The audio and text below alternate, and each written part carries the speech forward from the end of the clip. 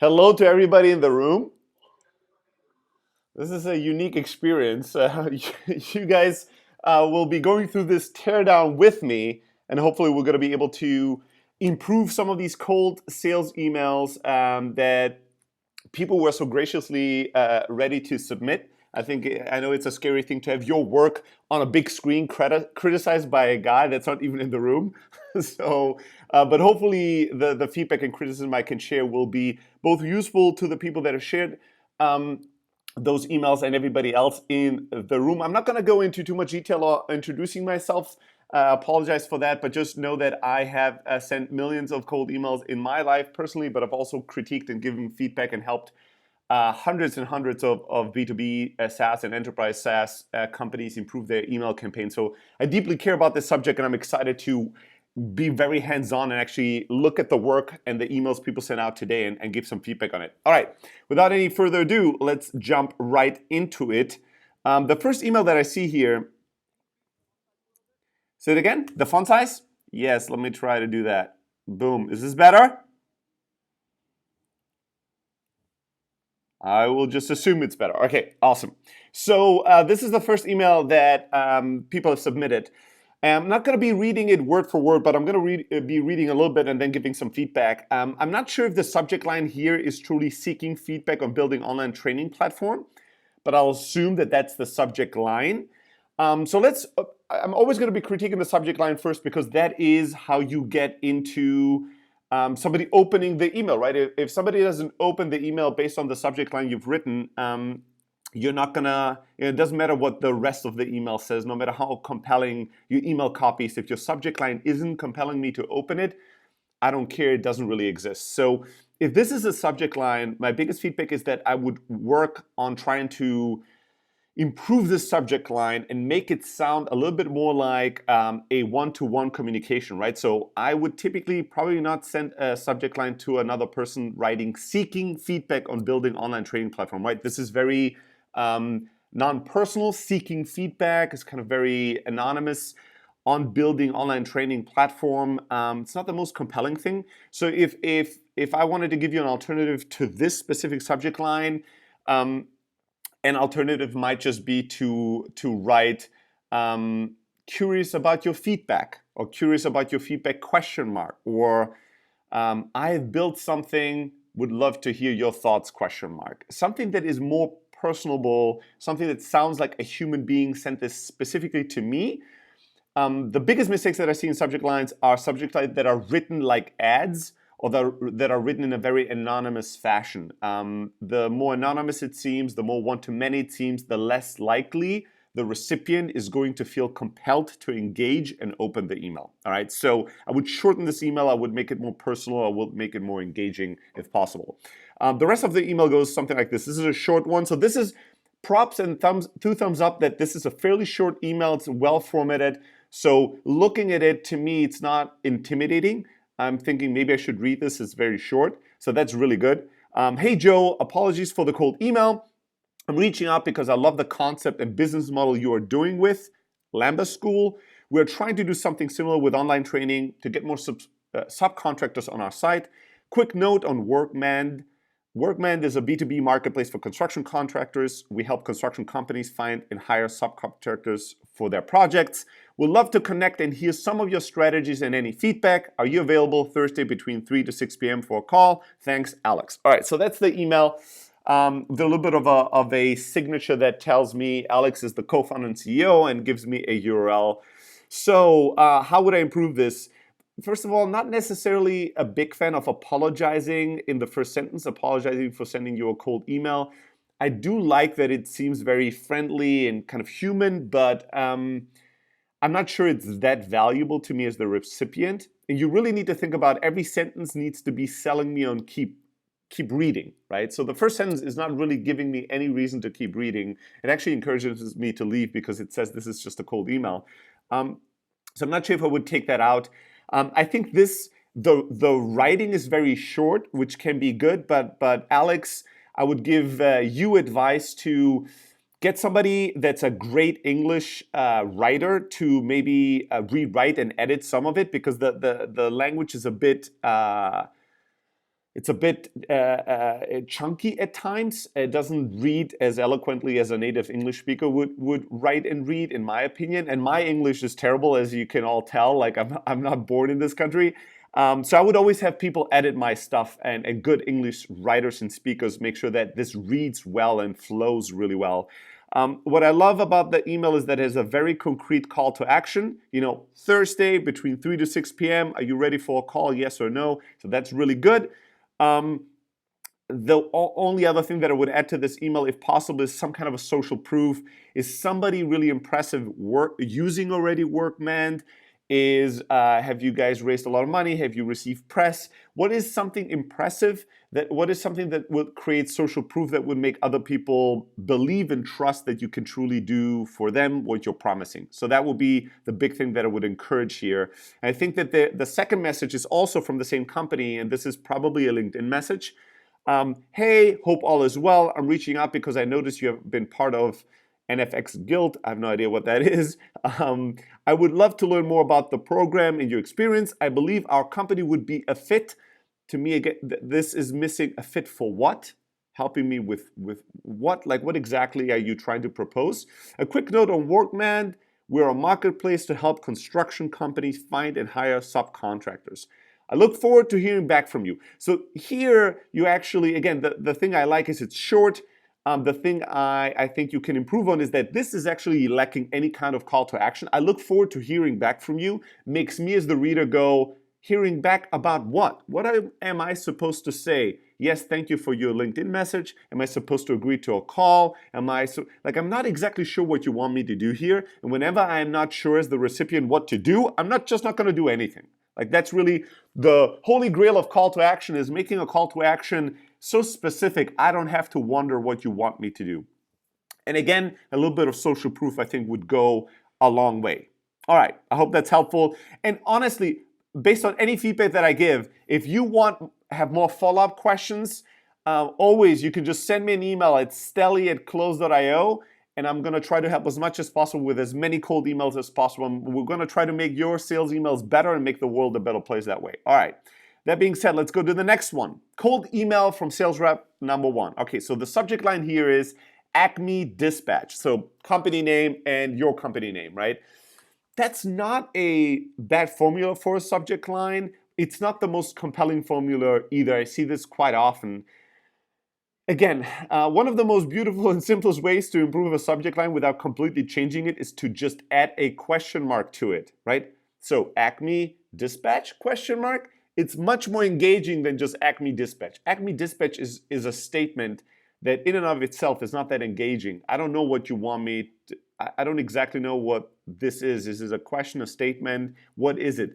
But more often than not, I will realize this is probably a sales email, right? If it starts off like that. So adding a question mark without changing the subject line too much in and of itself might make a difference here. All right, let's read the first sentence. Hey, Jim, do you ever have delivery headaches? Uncertain where a delivery is or when it will arrive, question mark. This is a pretty good way to start an email, right? It starts with 2 fairly engaging questions. It can be a little gimmicky if I know that those questions are very leading, right? And if hey Jim, do you want more money? Have you ever thought about earning more money with less effort? That's kind of a little bit of a hokey, engaging question because it's kind of BS. I can only say yes to this, but at the same time, it feels like worthless to even contemplate the question. It's not the case here. Those questions are fair questions probably for the person that you are sending this to. I have a simple solution, and it costs the same or less than what you're using now. Think of it as Prime Now or Uber, only you can see what's happening every minute in real time. You'll know exactly when the driver picked up your package, when they are en route, live GPS tracking, and exactly how far they are from your destination. I've included links to a short video and a couple of other resources to make it easy, yada, yada, yada. All right, so I think the beginning of this email is strong. 2 questions, highly engaging. Then you're telling me what you have. It's simple. It will cost less, but here's the main value proposition. It's like Amazon Prime Now or Uber. You'll know at any time through GPS tracking where the delivery is. All this is really good. Here's what I would improve. This has too many calls to action, right? you can only have one call to action per email. You can't have multiple ones. You in an effort to make this very valuable, in an effort to give me options, a buffet of things I could try, to give all the freedom to me, what I want to do and what I don't want to do.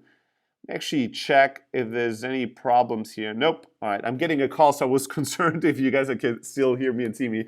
All right, so in an effort to offer multiple options, you offer many calls to action, and that's actually gonna make the response and reply rates go down. So you're offering me watch video number 1 or watch video number 2 or go to a website or get a pricing quote here. Those are 4 calls to action. This is too much. Choose one call to action per email. If you think that all these 4 calls to actions are valuable, have 4 emails in a sequence that all ask me to do different things, but don't cramp 4 different things in one. I would look at the data and try to realize what is the call to action that gets the most clicks? Are everybody clicking on video 1 or 2 or on the website on the pricing quote? Like what gets the most engagement? And then I would just have that and kill everything else here. And then the other nice thing, a neat thing that you do here is you say, if I don't hear back from you, I will plan on reaching out again in a few days. This is kind of both a promise and a warning and a threat all wrapped up in one, right? Basically, it's telling me I'm going to be persistent. If you don't like this, you might as well reply now because you're gonna get another email from me. I actually don't dislike that having that in an email. And then you say to saving more money and being ahead of the curve, Sam Porter. That's cute. It's very personable. I actually like this. It's very human and kind of kind of positive. Like there's a smile that comes with that sign off, which I appreciate and like. All right, so there's another cold email from sales rep number 1. I don't know if this is a follow-up email. Probably should be because it's the same subject line, Acme Dispatch, or maybe this is an alternative. Again, don't love the subject line. I would work on this and improve it. Worst case, if we don't want to change it, add a question mark to it. But I would play around a little bit with trying to have a subject line that's a bit more engaging. Hey Joe, Dusty with Dispatch. We use technology to give you fast, transparent, and hassle-free delivery. We're working with a number of other companies in the Detroit area already. So this is the moment I would drop in some social proof. Do you have some names for me, please? Can you give me a name of a local company that you're working with? That would be incredibly helpful. Right? That would do a lot to boost your credibility at this point. We have found that almost every company we talk to or talk with that utilizes on-demand delivery is unhappy with the lack of transparency, level of service, and lack of communication they're receiving. Is this something you would like to see improved? Question mark. If so, I'd like to have a quick conversation about how we solve these issues. The couriers cannot choose or choose not to. Here's why dispatch is different. Video 2 minutes. Get a quote in less than a minute. No email or payment required. Quote tool. If I don't hear back from you, I'll reach out in a few days. Dusty. Right? Again, this email is actually pretty good. I would only offer 1 call to action. Not a big fan of 2. You can always split test. Anything I say is a generic rule of thumb that can be broken, and your audience might act differently than the average audience is. So if you've tried 1 call to action, then you try 2, and 2 gets you a better response, just go with 2, right? Just go with that, and don't follow my advice. But my advice is based on a ton of data, many different industries and use cases. So we just have like 1 call to action. Add social proof. Don't just say we have lots of customers in the Detroit area. Tell me their names, right? Give me a customer quote from the Detroit area. Let the customer speak for you if you can. All right. Next cold email. Subject line, enrollment and scholarship optimization. All right, so this is not the greatest subject line. And here's why, and here's how most people can improve their cold email subject lines. This subject line reads like a generic ad or a newsletter. It does not read like something one human would write specifically to send to another human, me in this case. The first giveaway is that every word is capitalized, right? That's just not how humans talk to each other. The second thing is that this does not speak to me specifically. Enrollment and scholarship optimization. What is this? Is this a question, a a statement? What exactly am I supposed to do? If I just read this, if I don't have the benefit of reading the rest of the email, why would I be compelled to want to open this? What would make me feel like this is probably written by another human being of authority and authenticity that can benefit me? Very little in this case, to be honest. So you want to make this a more human, one-to-one touch subject line to get a bigger response rate. I'll read the rest of the email, and then I might be able to give a suggestion on how to improve the subject line, because I don't know enough about what you're doing to even make a suggestion at this point. All right, so let's read on the email. As you know, we are a boutique consulting company specializing in data modeling and predictive analytic solutions. I would cut out the "as you know," because 99.99% of the time people will not already know you unless you are Amazon, eBay, or some brand that's so big that the majority of people know about it. If you're like an incredibly big brand in your industry and your chances are at least 50% that your recipients will already know about you, I would not lead the email with "as you know, we are a boutique consulting company." They don't. I don't. And so when you start your email with something that I have to disagree with, it starts off the relationship on a bad footing, right? I would just say, hey, we're a boutique consulting company. This is what we do for our customers. This is why it might be relevant for you. Consulting company specializing in data modeling and predictive analytics solutions. Our ad tech platform, Manboat, merit and need-based optimization and allocation tool, delivers significant value to institutions. Our end-to-end machine learning platform increases student success, improves net tuition revenue by optimizing admission and scholarship decisions. All right, guys, so this is too much technical speak in a cold email. This is too complicated, it has too many words I don't understand. This is I will make the assumption just based on this, that the team behind this is highly engineering driven. I will make the assumption that the technology this team has built is really amazing. I will make the assumption that this is very, very valuable, but I will also tell you that this is not going to resonate with most people because your readers, your recipients, your ideal customer is reading this and is lost. I am lost. I have no fucking idea what you're talking about, right? So you need to dumb this down. You need to make this more, you need to simplify this and speak in a language that the recipient can understand and comprehend. This is too complicated so far and too technical.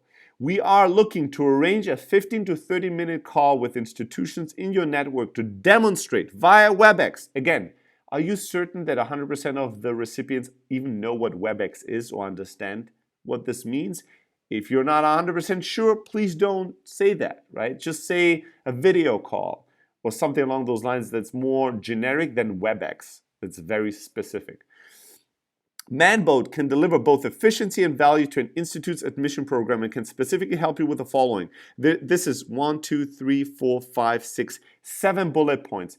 Please, I know what you're trying to do. You want to give them all the benefits. You want to tell them, here's all the things we can do for you. And you think rationally, the more value proposition I throw your way, the higher the likelihood that I'm going to hit one that you like and that you're going to respond. Unfortunately, emotionally and irrationally, that's not how humans work. The more things you tell me, the more I will tune out and not pay attention and not respond. These are too many value propositions. Please cut it down to 3 from 7. Thank you for your help connecting us with institutions in your network. Sincerely, name of founder and CEO. All right, so I like the formatting of this email. I do believe, even without knowing, that this is probably a very technical solution that hopefully works. I like that you're saying you're looking to arrange a 15 to 30-minute call. What I would highly suggest is you improve the subject line, maybe you take one of those value propositions like tuition optimization and you add a question mark, tuition optimization, or quick question on tuition discounting, question mark, something along those lines that's much more engaging than the subject line that you have right now. I would cut down the technical speak and I would make the last call, I would cut down the value propositions to 3 from 7, and I would end with a stronger call to action. Thank you for helping us connect with institutions in your network is not specific enough, right? Please connect us with, give me an institution in my network you want to talk to, or a specific type of person in my institution you want to talk to, versus just keeping the burden on my end to decide which institution, which person to connect you with, if that makes sense. All right, I think there's a cold email number 2. Yeah, there you go. A cold email number 2 based on the same company. Enrollment yield improvement optimization for 2018 admissions. Again, this is better than the first subject line, I would say. But I would choose one of these two things, either enrollment yield improvement or optimization for 2018 admissions.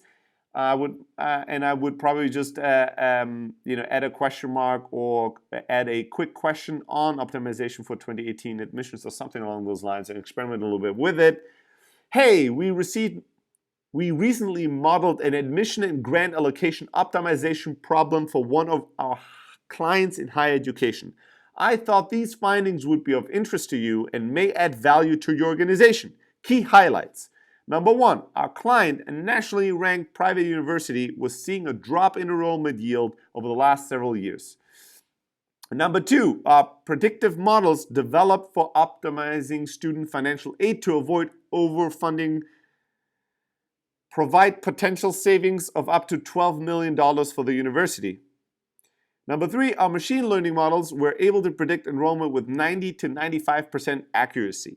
We are a startup boutique consulting company specializing in advanced analytics. The team is MIT engineers and former strategy consultants, and we would love an opportunity to speak with you or someone on your team, yada, yada, yada. I'm not going to finish this up. All right, so this to me is a better email than cold email number 1. It's kind of better structured. It's a little bit less technical speak. And I like the basic premise that's saying, hey, we work with a really amazing university. We did some high-level kind of data analysis for them, and here's 3 findings we learned that I want to share with you. That's kind of a nice premise. I would lead with the up to $12 million of savings. That is, to me, the strongest value proposition here. Telling them that you can predict enrollment with 90 to 95% accuracy is impressive, but I'm not exactly sure why this is valuable to me. The most striking thing here for me is that you are an MIT engineering team. I would lead with this. This is the highest level of social proof you have, right? The boutique consulting firm is not impressive or making me feel like you are somebody I should trust. So I would give this information in your cold email much earlier. Hey, we are a team of MIT engineers that are doing data analysis to help university save money, make more money, whatever the main value prop is. We've already done this with a highly ranked private university. Here's 2 things we learned for them. We think we can do the same thing for you. Let's jump on a 30-minute call to explore this. Something along those lines. All right? Cool. All right, let's see if we can cover some more cold emails.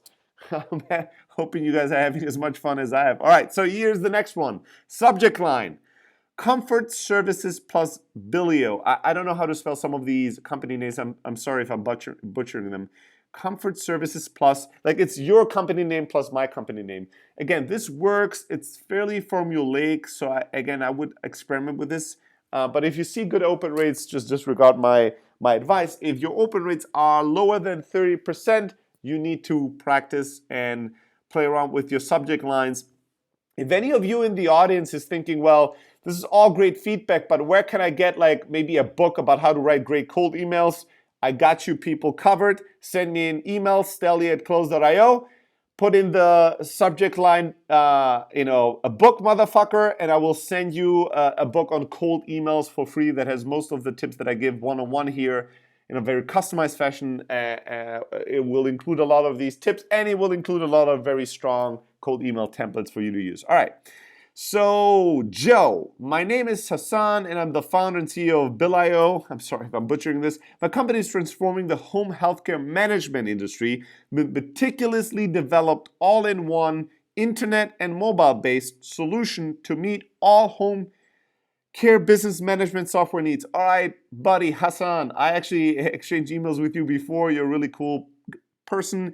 But this first email is way too long. You can tell how hard it is for me to read this, right? I'm the founder CEO of Bill. So my company is transforming the whole healthcare management industry with meticulously developed all-in-one internet and mobile-based solution to meet all home care. I can't read this without losing my breath. So please cut it down. Cut down meticulously developed all-in-one internet and mobile. This is too much buzzwords. Nobody gives a shit, honestly. And I'm just so frank because I know Hassan is a cool person and he knows it. I am harsh, but it comes from a place of love, right? I just want you to understand where I'm coming from. This is way too many words, way too hard to read. Cut it down, simplify it, please. Just say we've built a software that helps home care businesses manage everything they do, and what's the value prop? Does it save me money? Does it make me money? Like, what's the main? Help me manage everything is not a value proposition, right? So figure that one out. We offer a 21st century, oh my God, please Hassan, stop with this. This is bullshit. A 21st century level, fully integrated software solution. It's too many buzzwords, buddy. Like, please, cut all that out. I don't care as a recipient that you are 21st century. What are you supposed to be, a 20th century fully integrated software solution? A 90th century one? This is not valuable, right? Please cut it out. From operations in e-time cards to billing and clinical documentations. Okay, so I figured this might be of interest to you given the new electronic visit verification government mandates due in January 2019 in the home care industry, as well as the changing dynamics of your business in the technology age. So that might be if there's a big regulation that's coming, you might want to just lead with that. Are you ready for electronic visit verification government mandates, question mark? Hey, we know that a lot of change is happening in the industry. We've built a solution to make this all easy and save you even money, make you money. Let's jump on a call. We can guide you through the regulations and offer you a solution that's going to take care of all of this for you. Something along those lines, right? That speak just very common, basic language people can understand. I'd love to get your feedback, even if you're not in the market for this right now. Do you have 15 minutes this week? Please book a time here in my calendar, and you can book 15 minutes with me at your convenience, and we can discuss your business goals and how Billio can revolutionize, again, buzzwords, buddy, please cut it out, revolutionize and reduce your operations and accounting headache. Thank you, then founder name. Right, so the thing I like about this is like the way you write when you just try to communicate. Hey, my name is Hassan. I'm the founder CEO of this company. I'd like to get your feedback. Even if you're not in the market right now. Like you come across as a very personable, nice person. But when you talk about the solution, the product, you're trying to cram in too many things in two little sentences. You try to be impressive by using all-in-one developed internet, mobile, 21st century integrated. Like you use as many buzzwords because you think it's going to make your solution be more compelling or impressive. But I guarantee you, my friend, this is not the case. It's going to make people tune out, not believe you, not take you seriously. So please edit all that out and just simplify your message. All right. And if you need help with that, just ping me and I'll help you with that. Right. I'll work with you one-on-one to make that happen. All right. The follow-up email here is, I'll try to get through that one and then we can cover one more email in depth. Billio voicemail follow-up. All right. Joe, my name is Hassan and I'm the CEO of Billio. I called you earlier to talk to you about our innovative home healthcare management software, but couldn't get a hold of you. I was wondering if I can take 50 minutes of your time to explain to you how Billio works and how we can improve your operations and accounting headache using Billio. Please give me a call or set up a time with me when you get a chance here. Thank you. All right, buddy. So this is good. It's very short. Please, do you have any social proof? Can you tell me that hundreds of other home healthcare management software companies are using you? Can you tell me how much money you save them or how much time you save them or what kind of value you provide to them? Do you have any press or any kind of other social proof? Why should I believe that many companies like mine are using you and are successful and you can truly do what you're saying? A little bit of social proof goes a long way, and sending cold emails without social proof is always going to make it hard because even if I understand what you do, and even if I think what you told me you do could be valuable to me, I am still having to jump over the hurdle of I don't know you and why should I believe you? And so you need to address that trust issue in your cold email. Usually a good way to do that is to have social proof in there. All right? Cool. Let's look at the next cold email. Subject line. I can meet this week. I mean, that's not a bad subject line. It checks off the human thing. This doesn't read like an ad or a newsletter. It definitely checks off the curiosity thing. I'm like, who the hell is this? Assuming I don't already know you. So let's keep reading on. But you're walking a fine thread of tricking me or making me upset or sounding arrogant. So I'll give you the benefit of the doubt. Let's read on and see if this subject line checks off. One big rule I have for subject lines is the email body needs to deliver what the subject line promised, right? You want to think about the user experience and the reader experience from beginning to end. All right, so here's the body. Hey, Joe, I'm a longtime recruiter and feel your pain. What pain exactly? I don't know. Submitting candidates is a nightmare. We've all been doing it the same way. Email. That's why we built HireRight. Again, I'm sorry guys if I mispronounce the branding name. It's sometimes hard to know intuitively how to exactly spell it, especially for somebody as illiterate as I am. I'm from Greece, lived in Germany, like I don't really know English that well. HireRight is a simple application designed for you to create groups of candidates and text them directly to hiring managers. Resumes, write-ups, pay, easily accessible and all in one spot. I'd love to show you how it works. It's simple. So we'll only need 15 minutes. How about 10 a.m., 1 p.m., or 3 p.m. on 420 or 421? Thanks for your consideration. Best, Derek. All right, so this email. I can meet this week. Man, Derek, I'm not sure about the subject line. It might be brilliant or it might not be. The reason why I'm of two minds of it is I love the simplicity of it. I love that it is accurate. You basically want to meet and you say you have time. It is very engaging, honestly. The only reason why I'm not so sure about it is that it is slightly arrogant, honestly. I can meet you is implying you asked me to meet first. That's the social implication here. I will make time for you, or I just made time for you in my calendar. You're welcome. Could also be a subject line, but it's kind of misleading, right? You never asked me for the time. Obviously, I can make time this week because I'm trying to meet with you. I'm trying to sell you something. So I'm not sure if people will get a sense of arrogance here, or they will feel like you tricked them. I'm not really sure, right? So I'd be careful with this. An alternative could just be,